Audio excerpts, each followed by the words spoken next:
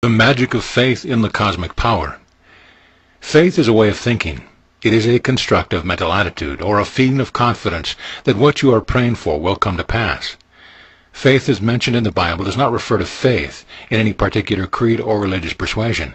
Rather, it refers to faith in the laws of your mind which each of you can learn and apply. Actually, you do everything by faith. You learn how to drive your car by repeating certain thought processes and muscular actions over and over again. After a while, the driving becomes habitual, and there is an automatic reflex action from your subconscious whereby you find yourself driving your car without any conscious effort. In the same way, you learn to walk, to dance, to type, to swim, and to perform many other activities. For example, the farmer has faith that the seed he has deposited in the ground will grow after its kind. He has faith in the laws of agriculture. The electrician has faith that electricity will respond to the laws of conductivity and insulation, and he knows that it flows from a higher to a lower potential. Edison had an idea for a phonograph. He proceeded to bring it to pass by having faith in the execution of his invisible ideas. You have faith when you know that thoughts are things. What you feel, you attract, and what you imagine, you become. Everyone has faith in something. It is true that everyone has faith in something. The atheist has basic faith in the laws of nature and the principle of electricity, chemistry, and physics.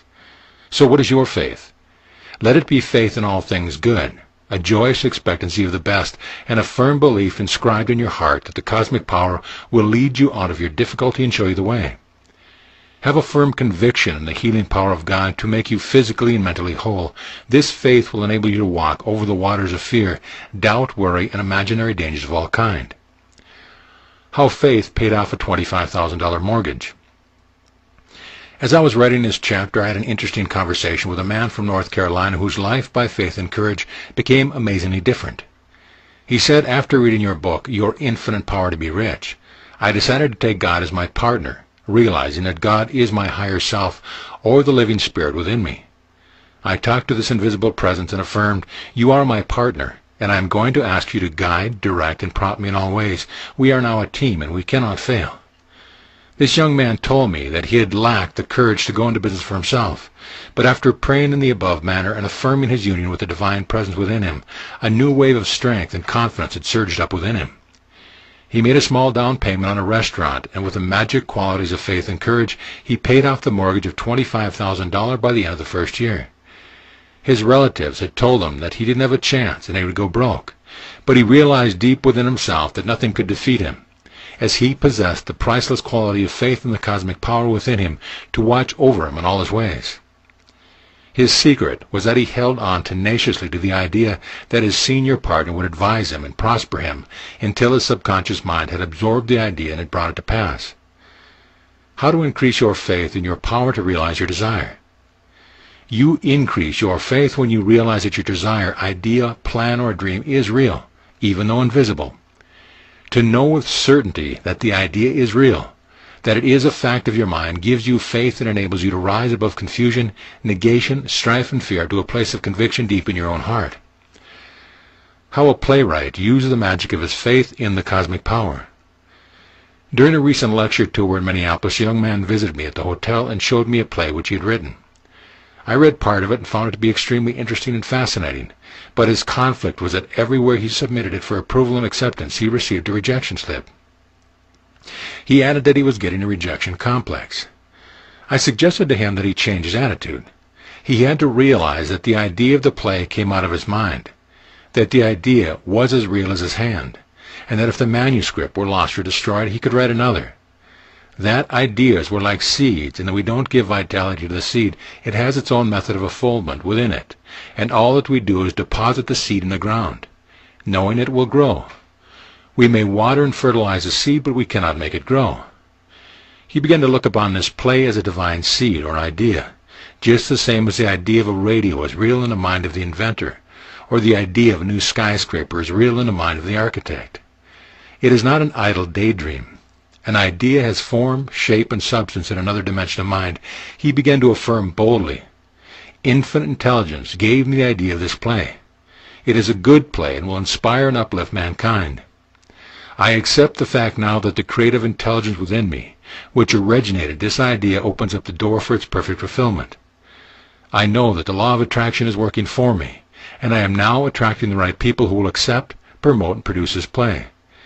I release my request to my deeper mind, and I know that just as a seed deposited in the soil grows, expands, and unfolds, so will my desire deposited in my subconscious mind bring about the perfect unfoldment and manifestation of my play. In due course, I received a wonderful letter from this young man, saying he had met a motion picture director from Beverly Hills on a local golf course, and that during the game he discussed briefly the play he had written. The director was interested and asked to read it. He was fascinated by it and has entered into an agreement with the young man to produce the play and has made arrangements for the talent, producer, and all essentials. This is the great law of attraction, based on faith and the creative intelligence and courage to act upon this faith, which brings answer to your prayer. Faith is trust. You trusted your mother when you were in her arms. You looked into her eyes and you saw love there. Your faith in the cosmic power, which is all-wise, all-powerful, and all-love, should be even greater than was your faith in your mother. Self-doubt and fear conquered through faith in the cosmic power. Some months ago I talked to a man from Wyoming who had been offered a big promotion which necessitated his moving to San Francisco. He said he was bogged down with fear, anxiety, and a sense of inferiority, and that he felt he couldn't accept, that he was sure he would fail to live up to their expectations. In other words, he was halted by self-doubt. He said that something kept welling up in his mind, whispering to him, "You can't do it." I explained to him the source of that whispering, pointing out that it came from those same fears, anxieties, inferiorities, and self-doubts which had been deposited in the deeper layers of the subconscious mind, probably dating back to childhood, and that these negative thoughts dominated, controlled, and obsessed him. I gave him a simple formula which acts as a wonderful mental catharsis and is highly effective when practiced sincerely and systematically. I explained to him that if he had a pail of dirty water, he could have clean water in a little while by continuing to pour in clean water. Likewise, he was now to fill his mind with the following healthy ideas which would crowd out his mind of all the negative thoughts which were lodged there. This prayer was recommended. I have absolute faith in God and all things good. I am one with the cosmic power and one with God as a majority. I know that God and the universe are for me, and nothing is against me. I am absolutely fearless, as I know the thing I might fear does not exist. It has no power. It is only a shadow in my mind, and a shadow has no power. I am full of faith and confidence. I have the courage to meet all powers head-on, and I overcome them through the wisdom and power of God within me. God's power is with my thoughts of good. I am immersed in the divine presence. God's love fills my soul, and His river of peace flows through me. There is no fear in love, for love and recognition of the one power casts out all fears. Every moment of my life I am growing in faith, courage, and confidence, and I feel the power of the Almighty flowing through me now. I am at peace. The mind, like nature, abhors a vacuum, and as this young man began to fill his mind with the above spiritual thoughts for about 10 minutes each morning, afternoon, and night, he succeeded in washing out his mind all the fearful, anxious thoughts which had been holding him for years in the thraldom of bondage of inferiority and doubt. Following this technique of meditation, he accepted the promotion in San Francisco and was transformed by the renewal of his mind. His courage to meet the situation and to tackle the fears, cast them out, was the first step to his triumphant journey to success, promotion, and greater income. It was Shakespeare who said, "Our doubts are traitors, and make us lose the good we oft might win by fearing to attempt." How faith in the cosmic power wrought a health miracle. Here is a letter from Chicago that is most striking. Dear Dr. Murphy, my boy was stricken with a very severe case of polio. He was unconscious in an iron lung for some time. One doctor encouraged me to pray. I read The Miracle of Mind Dynamics over and over again. I applied the various prayers you have given me in that book, and I fixed my mind on several quotations from the Bible. Before they call, I will answer, and while they are yet speaking, I will hear. Isaiah 65:24. Thou wilt keep him in perfect peace, whose mind is stayed on thee, because he trusteth in thee. Isaiah 26:3. Thy faith hath made thee whole. Matthew 9:22. If thou cannot believe, all things are possible to him that believeth. Mark 9:23. A merry heart maketh a cheerful countenance. Proverbs 15:13. I am the Lord that healeth thee. Exodus 15:26. What things soever ye desire, when ye pray, believe that you receive them, and ye shall have them. Mark 11:24. I will restore health unto thee, and I will heal thee of any wound, saith the Lord. Jeremiah 7:30-17. I anchored my mind on these passages and on many more, which I got from your writings. I continued to practice saturating my mind with these passages, and on the third day I felt a deep, abiding sense of peace and tranquility. I looked at my boy's unconscious face, and I saw him smile at me, and I knew at that moment that God had answered my call. That happened 4 months ago. My boy's strength is gradually returning. The doctors have given me great encouragement, and I know that God is making him whole. You may use this letter, using my initials only. Sincerely, L.J., Chicago, Illinois. Look at the magic and miracle-working power of faith and the trust of this woman who persevered in affirming the great truth of God when all seemed hopeless. Within you also are all the courage, faith, and confidence you need to overcome any obstacle. Draw on the cosmic power for all your needs, and you will discover that you have the courage and power to conquer that so-called insuperable and insurmountable barrier.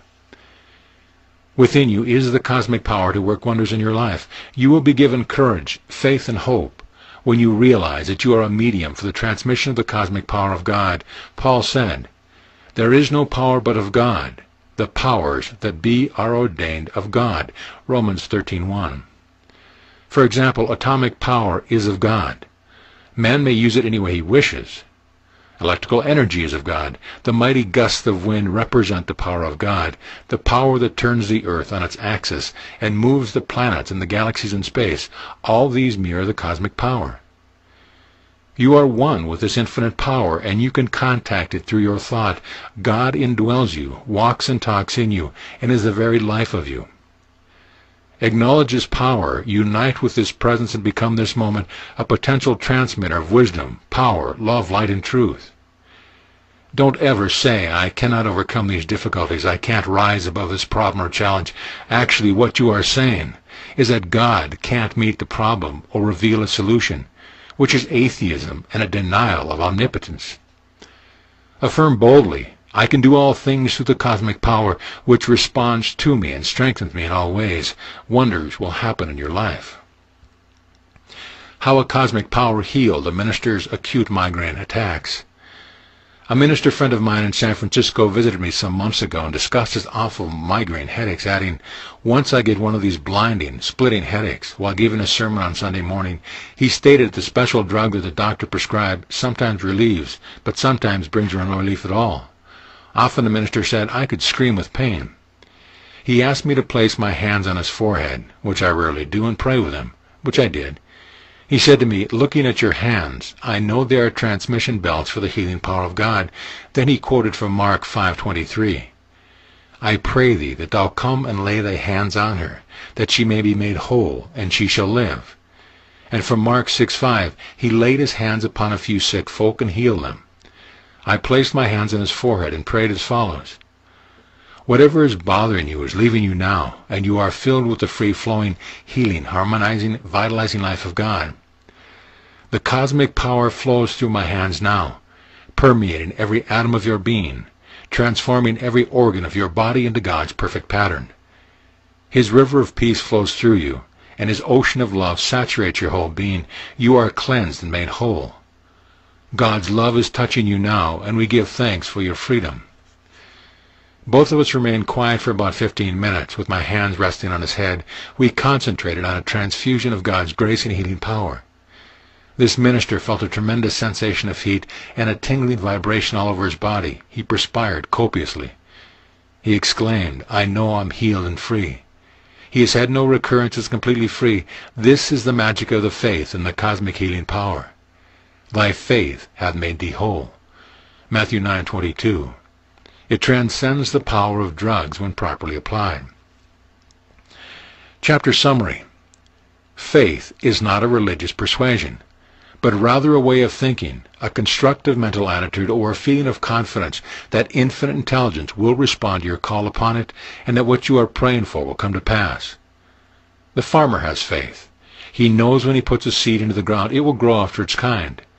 You have faith when you know the thoughts are things, what you feel you attract, and what you imagine you become.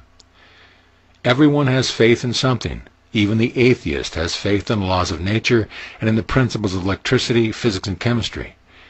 Your faith should transcend these, and your faith should be in the goodness of God, in the guidance and love of God, and in the laws of your mind, all of which never change. They are the same yesterday, today, and forever.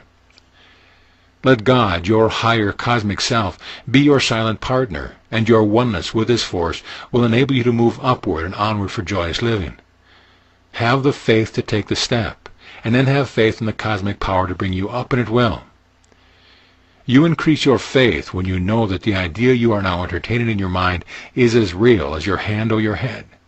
It has form, shape, and substance in your mind, and as you nourish it with faith and expectancy, it will be objectified on the screen of space.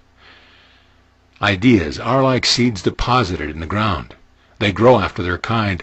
You don't give vitality to the seed. It has inherent within it its own manner of unfoldment. Likewise, as you water your desire with expectancy and fertilize it with faith, you will accelerate its manifestation as form, function, experience, or event. As you fill your mind with the eternal verities and life-giving patterns of cosmic thought, you cleanse your subconscious mind of all negation, casting out all fear and making way for faith, courage, and love. As you anchor your mind on certain deep, spiritual healing passages of the Bible, such as, "I am the Lord that healeth thee," Exodus 15:26, or "Thy faith hath made thee whole," Matthew 9:22, and many others, you will gradually saturate your subconscious mind with cosmic wisdom, and the miracle of healing will follow. All power is of God, and God is omnipotent. You are one with God, and you should never say, "I can't do this," or "I'm incurable," or "I can't solve the problem." Actually, what you are saying is, "God and cosmic wisdom can't solve the problem," or "God can't heal me."